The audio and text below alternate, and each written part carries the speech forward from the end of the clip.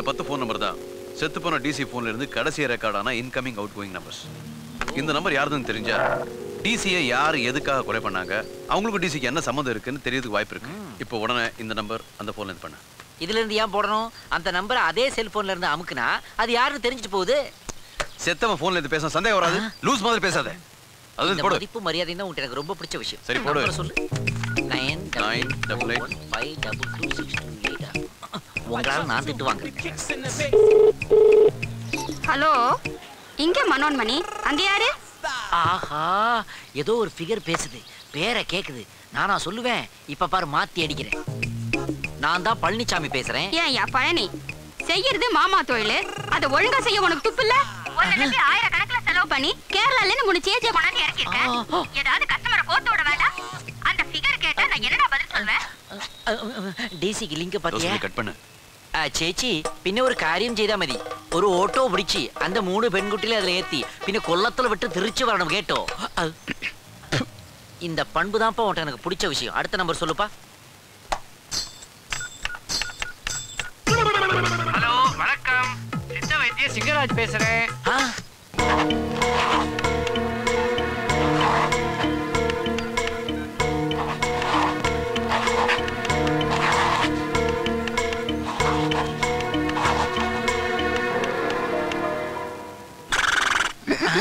குதிரை கணக்குதே.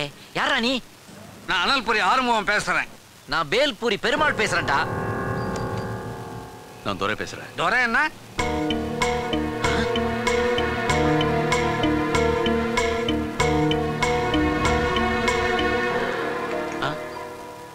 துரை, முதல்ல விஷயத்தை கேட்டப்போ எனக்கு ரொம்ப அதிர்ச்சியா இருந்துச்சு. ஆனா இப்ப ரொம்ப சந்தோஷமா இருக்கு. சரி, நீங்க எதுக்காக டிசிக்கு ஃபோன் பண்ணீங்க? அது ஏன் கேக்குறேன்? மரண பயம்தான். மைக்கு கிடைச்ச மமதையில ஒரு நாள் ஆளுங்கட்சியா அசிங்கமா பேசிட்டேன். அன்னிலேருந்து என்னை வெட்டியே தீர்வேன்னு வெறி பிடிச்சு வெட்டருவாவோட அலைஞ்சுக்கிட்டு இருக்கானுவா. போலீஸ் பாதுகாப்பு கேட்கத்தான் டிசிக்கு ஃபோன் பண்ணேன். அவருக்கு என்ன அவசரமோ தெரியல, அவர் போய் சேர்ந்துட்டாரு. சரி, இந்த கடைசி நம்பர் ட்ரை பண்ணுங்க.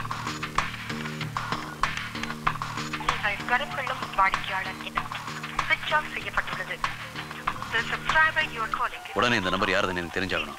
என் ஃப்ரெண்டு ஷீலா ஏர்டெல்ல தான் வர்க் பண்றா. அவளை பிடிச்சா இந்த நம்பர் யாருதுன்னு தெரிஞ்சிரும். பேரு Dharma. Address number 7 4th Cross Street, beach road, Royapuram, Chennai. எனக்கு இந்த தர்மாவை தெரியும். வடச்சென்னை இளைஞர் அணி தலைவனா இருந்தா.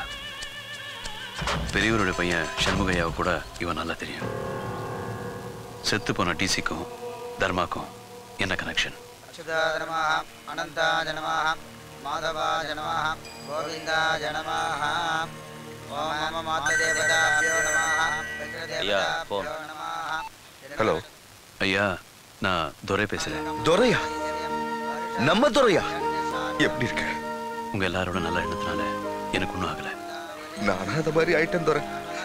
ஆணி வேற அறுத்துட்டாங்களேன்னு எத்தனை நாள் அழுதுருக்கேன் தெரியுமா? இப்போ உன் குரலை கேட்டதும் எனக்கு என்ன சொல்றதுன்னு தெரியல. என் மேல நீங்க எவ்வளவு பாசம் வச்சிருக்கீங்க.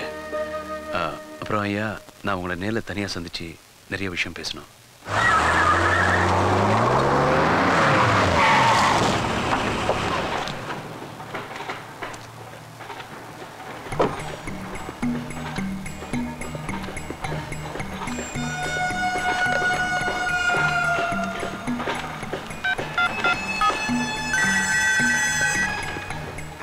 சொல்லு துரை, நீ சொன்ன இடத்துக்கு நான் வந்துட்டேன்.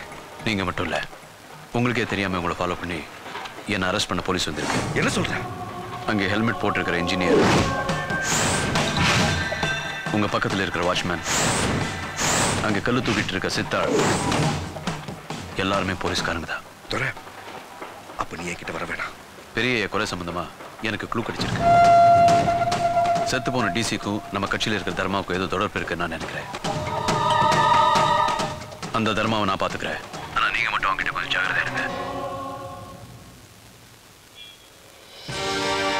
உன் மேல நிறைய நம்பிக்கை வச்சிருந்தேன். எல்லாத்தையும் குழி தோண்டி புதைச்சிட்டேன். உனக்கும் செத்து போன டிசிக்கும் தொடர்பு இருக்காம ஒருத்த உன்னை பத்தி எல்லாத்தையுமே சொல்லிட்டான். பேரு துரை. துரைக்கு உன் மேல சந்தேகம் வந்துருச்சு. நீ மாட்டினா நானும் மாட்டுவேன். அந்த மாதிரி எதுவும் நடக்க கூடாதுன்னா நீ ஒரேடியா போனோம்.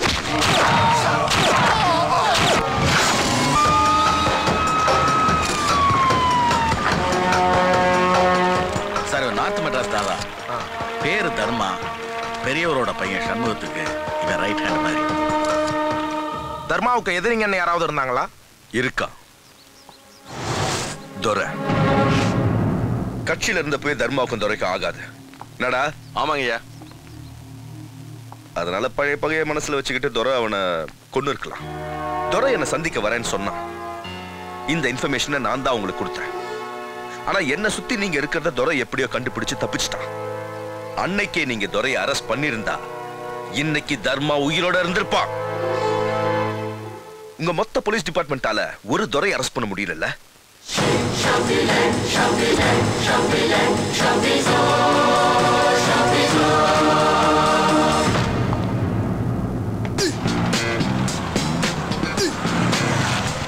குடிக்க தண்ணி வேணுமா? வண்டியில லிஃப்ட் வேணும். எங்க போகணும்? பாரிஸ்காரர் வரைக்கும் போகணும். அட பாவி, பாரிஸ்காரர் இங்க இருந்து 20 கிலோமீட்டர் ஆச்சையா. விட்டா அமெரிக்கா வரைக்கும் லிஃப்ட் கேப்ப போல இருக்கு. நீங்க ஸ்ட்ரைட்டா போங்க, நான் எவ்வளவு இறங்கிக்கிறேன். ஸ்ட்ரைட்டா போகல, ரைட் கட் பண்றேன். வேற வண்டி பாடுறா. மடக்கியா மடக்கியா இதோ மடக்கறேன். ஏண்டா ரைட்ல தான போறேன்னு சொன்னேன். ஆமா. அப்புறம் என்ன ஸ்ட்ரைட்டா போற? அது ஏன் இஷ்டம்டா. அப்ப லிஃப்ட் கேக்குறவங்க இழிச்சவாயனா? அப்ப லிஃப்ட் குடுக்கறவங்க இழிச்சவாயனா? யார் இழிச்சவாயன்னு இப்ப தெரியும். இதுலயா? இது பிச்சைக்கார கூட வச்சிருக்கானடா. தலைவரே,